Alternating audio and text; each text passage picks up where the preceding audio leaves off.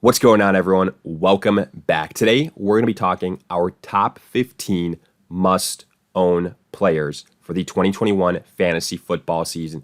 These are the guys that I will be targeting across all leagues, across all formats, because simply put, they have league-winning upside. So make sure to tune in. If you enjoy it, hit that like button, subscribe. Let us hear it in the comment section. Do you agree, disagree? Who else would you put on this list? And what questions do you guys have for us? We will do our best to answer them all. And lastly, check us out online at alldaypigskin.com. And while you're there, get yourself a copy of the 2021 ADP Fantasy Football Draft Guide. Everything you want at a great value. Details in the description. But with that being said, let's get into it. And you can see we've got our list pulled up here. I've tried to organize these guys in descending ADP. Keep that in mind. But without further ado, we kick it off with Austin Ekeler, running back of the LA Chargers. And if you guys have been keeping up with us this offseason, you know how we feel about Ekeler. We have been banging the drum for him since March. He is the running back we are hanging our hat on. He's going probably at the end of the first, maybe early second, depending on the size of your leagues, the formats. Doesn't matter. We came out with our recent running back rankings for this year. We have him as a top 3 running back. Yes, that's in PPR formats, but the fact of the matter is Austin Ekeler will be sensational regardless of the formats, because if there's 3 running backs in the NFL in the fantasy football landscape that have a realistic chance of getting 1,000 season, they are as follows: Christian McCaffrey, Alvin Kamara, and Austin Ekeler. The reason for that, Ekeler, first and foremost, he is on a team that has one of the most improved offensive lines in the NFL. During free agency, during the NFL draft, that was a priority for the Chargers. Second of all, they have got a young and upcoming quarterback that targets the running back and loves Ekeler and Justin Herbert. And on top of that, Ekeler is in an offense where if he's not the 1A option, he's the 1B in terms of pass catchers behind Keenan Allen. Let's not forget the new coaching staff that has come to the LA Chargers. They have got previous connections with guys like Alvin Kamara.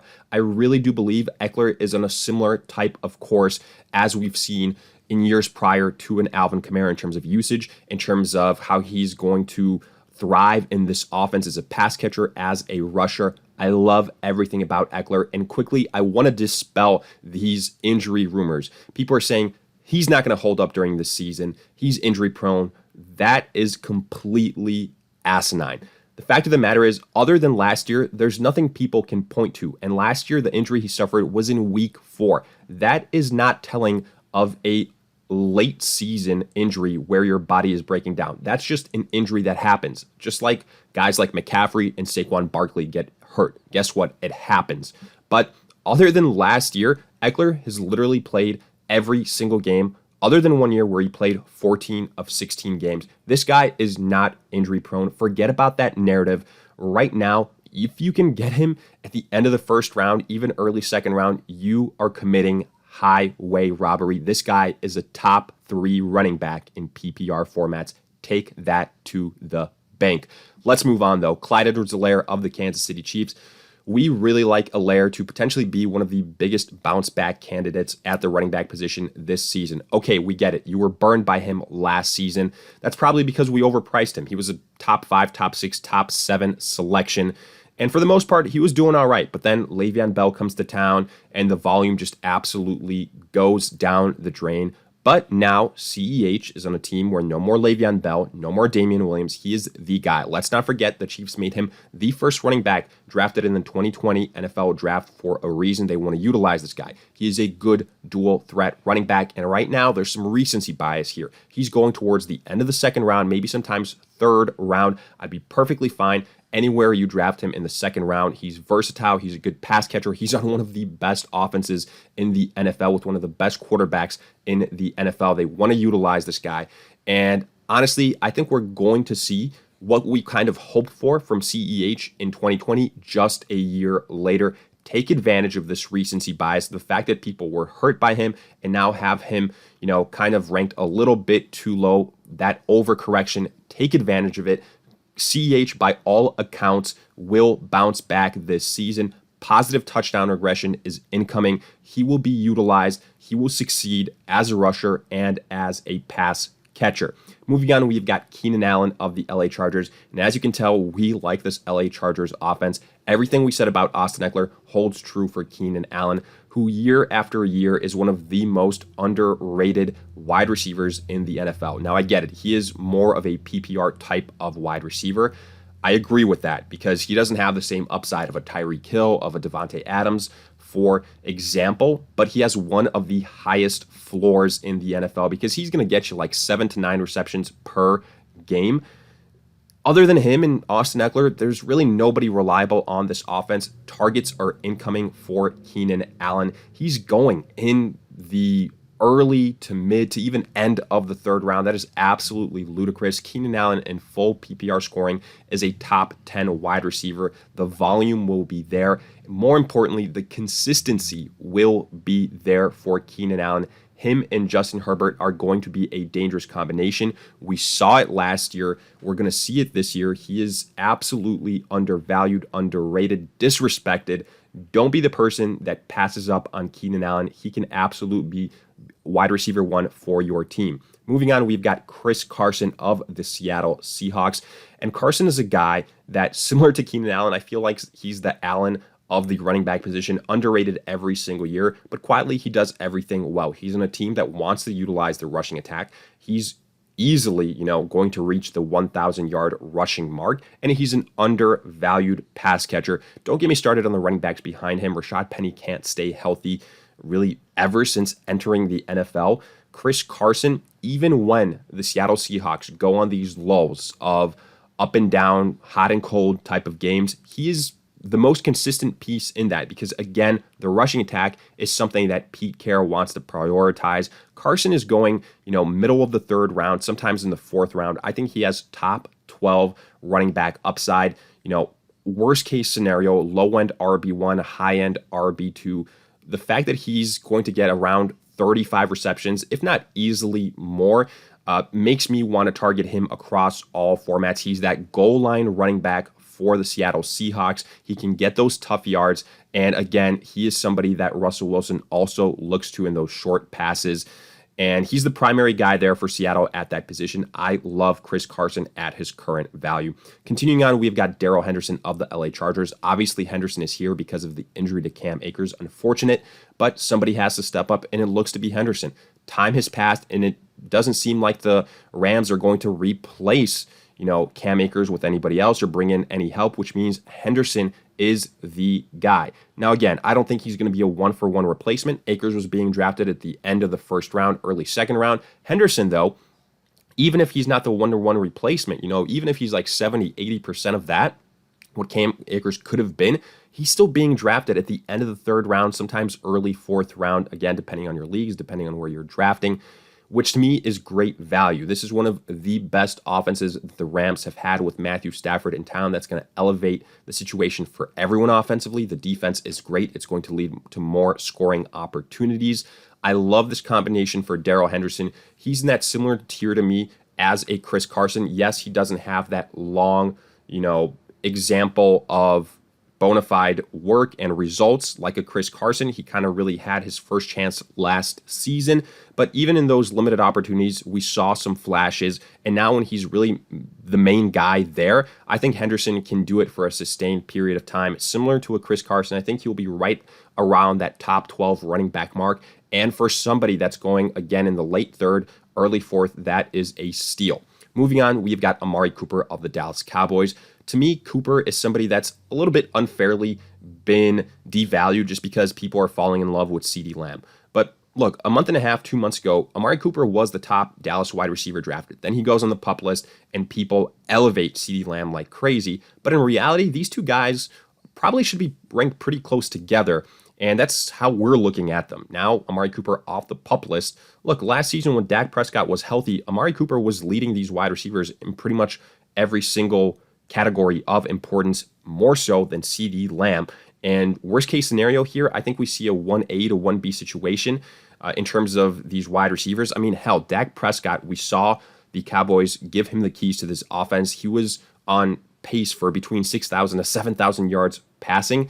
Now, I'm not saying he's going to do that again or he's going to sustain that trajectory, but the fact of the matter is this offense can sustain two very fantasy relevant wide receivers. I think Amari Cooper should be drafted right around CeeDee Lamb. In reality, he's being drafted towards the end of the fourth round. That's about a round and a half later than CeeDee Lamb. And I love the value for pretty much somebody that's in a very similar situation to Lamb. Moving on, we've got Cooper Kupp of the LA Rams. I think is, pretty much the same thing as Amari Cooper. The CeeDee Lamb of this situation is Robert Woods. But I will say Cooper Kupp is being drafted closer to Robert Woods than Cooper is to CeeDee Lamb. With Cooper Kupp, again, last year, Robert Woods was the better wide receiver. But in terms of, stats, other than touchdowns, these guys pretty much put up identical stats. And since touchdowns are so variable, that can change every single season. It's so tough to predict. I'm just looking at the upside for these two players with Matthew Stafford on the team. This is the best group that this offense has ever had. This is the best quarterback these wide receivers have had. These are the best wide receivers that Stafford has had. I think Cooper Kupp can even potentially easily outscore Robert Woods. If that happens, I would not be shocked at all. Both these guys are players that I think will thrive in this offense. Cooper Kupp has that big blow-up potential. Yes, sometimes he can be inconsistent, but when you insert a guy like Matthew Stafford, who's thrown for over 5,000 yards passing in years prior, I think that's going to kind of raise the floor for every single one of these wide receivers. And if I can get Cooper Kupp around later than Robert Woods for somebody that pretty much has the same upside, I will pull the trigger on that all day long. Moving on, we've got Deontay Johnson of the Pittsburgh Steelers. And Deontay Johnson kind of broke out a little bit last season, not fully until kind of the Steelers realized what they had in him and how to utilize him. Some people are going to say he struggles with drops, but guess what? The Steelers and Big Ben, more importantly, continue to go to him. He has the highest upside out of any one of these wide receivers on the Steelers offense. I think it's him and Chase Claypool, but Deontay Johnson has the higher yardage upside and the higher reception upside. Again, touchdowns probably give the advantage to Chase Claypool, but Deontay Johnson has serious promise this season. He's somebody that you can get in the fourth round, sometimes in the fifth round. To me, the Steelers are still probably going to rely on these wide receivers. The offensive line has still got to improve. I don't think it's where it needs to be. We saw last season they were one of the worst rushing teams in the NFL. They relied on their pass catchers. I think it's going to be a similar situation this year. And Deontay Johnson has emerged to be the guy. A full season, fully healthy. I think Deontay Johnson can absolutely break out and has low-end wide receiver one upside. Moving on, we've got Kyler Murray, my favorite tier one quarterback in terms of where you can get him. Because the fact of the matter is Patrick Mahomes probably going to be the first quarterback that goes in your draft somewhere in the end of the second, third round. But you can get a Lamar Jackson or a Kyler Murray a round and a half to later. And that's a big deal because in that span, you can load up on a running back and a wide receiver. And at the end of the day, what's the separation between Kyler Murray and Patrick Mahomes going to be? Because Kyler Murray is, I think, the most balanced rushing and passing quarterback in the NFL. He probably has the second highest rushing ceiling in terms of quarterbacks behind Lamar Jackson, maybe third highest if you include Jalen Hurts in that conversation as well. But he's going to get you between 500 to 800 yards passing. He's in an extremely offensive-friendly type of team with guys like a DeAndre Hopkins, Christian Kirk, A.J. Green, Edmonds, James Conner. Kyler Murray is going to be in a great situation to succeed. I think he's basically a discount version of Patrick Mahomes 2 rounds later. That is an absolute steal. If you want to invest in a tier one quarterback, why do that in the third round when you can do it in the fifth round and pretty much get the exact same upside, if not higher, with Kyler Murray? Getting to our 10th name here on the list, we have got Tyler Lockett of the Seattle Seahawks. And I think this is more so a situation of people falling in love with DK Metcalf. And nothing wrong with that because he broke out last season. But let's not forget about Tyler Lockett, who actually led this team in terms of receptions. And in terms of yardage, he can absolutely rival DK Metcalf too. Yes, touchdowns are probably going to be maybe the deciding factor at all here, but I wouldn't be shocked at all to see Tyler Lockett potentially have a better season than DK Metcalf. And if you want to call both these wide receivers a little bit risky because of the inconsistencies the Seattle offense has, sure, no problem. But in that scenario, which one of these wide receivers do you want, since they both have their question marks? I'm going to go with the much cheaper version. DK Metcalf is going in the middle to the end of the second round. Tyler Lockett, like in the 5th round. That is absolutely insane. When it's all said and done, this guy is going to get close to 100 receptions.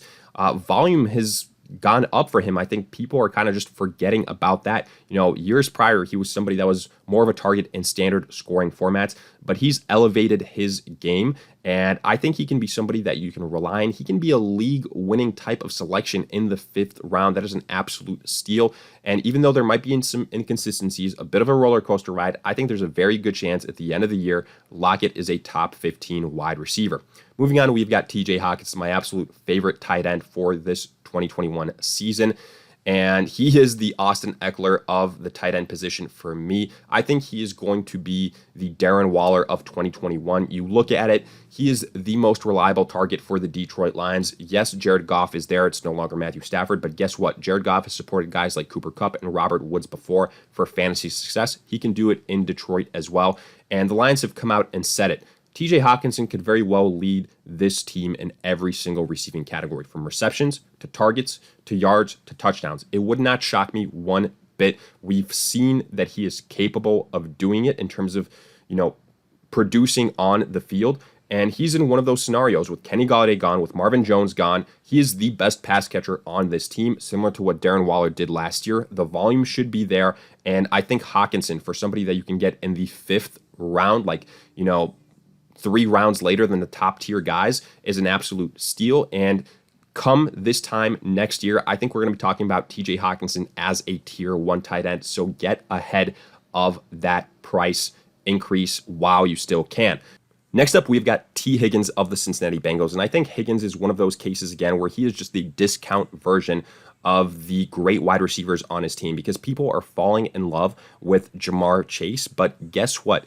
T. Higgins is still there, and you can get him probably a round later. Sure, Jamar Chase has that connection with Joe Burrow from their time at LSU. He was an early round selection, and the Bengals passed up an offensive lineman, but Chase is still a rookie wide receiver. It might take him a little bit time to adjust to the NFL. In the meanwhile, T. Higgins has a year of experience. He showed he could be successful during that time, and now I think he's right on that same level as Jamar Chase. In fact, maybe potentially higher upside in terms of yards, in terms of receptions, maybe even touchdowns as well. I think this is a similar situation to the Steelers. You've got your Tyler Boyd in that Juju role, and then Higgins and Chase fighting it out for that 1A and 1B wide receiver on the squad. Now, I'm not saying that Jamar Chase won't be great, but when you can get T. Higgins, who to me has very similar upside, I think both these guys should be ranked one right next to the other. And in fact, I'd have T. Higgins ahead of Jamar Chase just because, again, of the learning curve. Then you take the deal on the guy that you can get cheaper, and usually that is T. Higgins. Come September, if you can still get him around later, to me, that is a steal. This defense still has some catching up to do. I think it's going to be heavy pass attacking type of team, and Higgins is going to be heavily involved. So I like him as a discount version of what could potentially be the top wide receiver for the Bengals. Moving on here, we've got Matthew Stafford at the quarterback position. And to me, Matthew Stafford is a great late round quarterback, like in the 8th, 9th, 10th round, depending on the size of your leagues, because he has top 5 upside. No question about it. He's somebody that's had over 5,000 yards passing before. I said it previously. I think this is the best offense, the best team Stafford has ever had around him. You've got Kupp, you've got Robert Woods, you've got Higbee, you've got Henderson, and you've got a sensational defense to back you up. This is a complete team. And Matthew Stafford is probably being drafted as 10th, 11th, 12th overall quarterback. Yes, he's not the sexy young name like some of these other quarterbacks, but he's proven. And I think this could be a situation similar to what Brady did last season in Tampa Bay, but with a lot more consistency. Yes, Matthew Stafford is on a new team, but he's still younger. The Rams are in win now mode. They're in a very, very tough division, and they're going to need Matthew Stafford to perform every single week. If anything, also, I think the Cam Akers injury, for him being out for the entire season, potentially makes this offense a little bit more pass heavy, which will only make things better for Matthew Stafford. If you've punted on the quarterback position and you've gotten to the 8th, 9th, 10th round, I'm perfectly fine with Matthew Stafford as my quarterback 1. Moving on, we've got Antonio Brown here, 14th overall. And I've said this before about the Tampa Bay Buck wide receivers, but All these guys have similar upsides. I think they all end up as mid-level wide receiver 2s. And since Godwin and Evans are going like in the 3rd, 4th round, I'm going to take the cheapest option. And then Antonio Brown by far is the cheapest option. He's going about 4 or 5 rounds later in the 8th round, around that in terms of ADP. That is absolutely insane. He has chemistry with Tom Brady. We saw it last season. You want to make a case about Mike Evans? Mike Evans just kept getting more and more inconsistent as the year went on, as Godwin returned from injury, as Antonio Brown joined the team. It was touchdowns that saved him. He became very touchdown dependent. When all these 3 guys were on the field, I'm not saying, any one of them are going to be wide receiver 1s, but they were both producing, getting similar types of stats, similar type of looks. And for that reason, I think Antonio Brown, at the discount you can get him, and the fact that he's pretty much very likely going to produce similar types of stats as a Mike Evans and Chris Godwin, the touchdowns will be the key point here.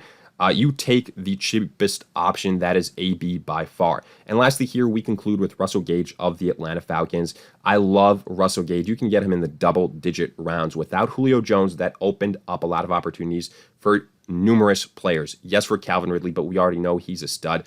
More importantly, probably Kyle Pitts. The community loves Kyle Pitts as that next generational tight end. But guess what? Rookie tight ends don't necessarily pan out every single season. Actually, in fact, pretty tough to do. So I think that opens things up for Russell Gage. Russell Gage is in an offense with Matt Ryan. They've got that chemistry. Gage stepped up last season while Julio Jones was hurt, successfully, I might add. And on top of that, this is an offense that is continuously top 5 in terms of pass attempts. This team is still far away from being a run-first team. While Matt Ryan is there, they will be pass heavy. That is what he does best. They're in a high-scoring division. I think Gage will have plenty of opportunities. Would not surprise me if he is on the door knocking for a 1,000-yard season. So with that, we wrap up our top 15 must-own player breakdown for the 2021 season. And as always, let us hear in the comment section. Did you agree? Disagree? If you enjoyed, hit that like button, subscribe. And lastly, check us out online at alldaypigskin.com. While you're there, get yourself a copy of the 2021 ADP Fantasy Football Draft Guide. Everything you want at a great price. Details in the description. But in the meantime, we'll see you guys in future videos.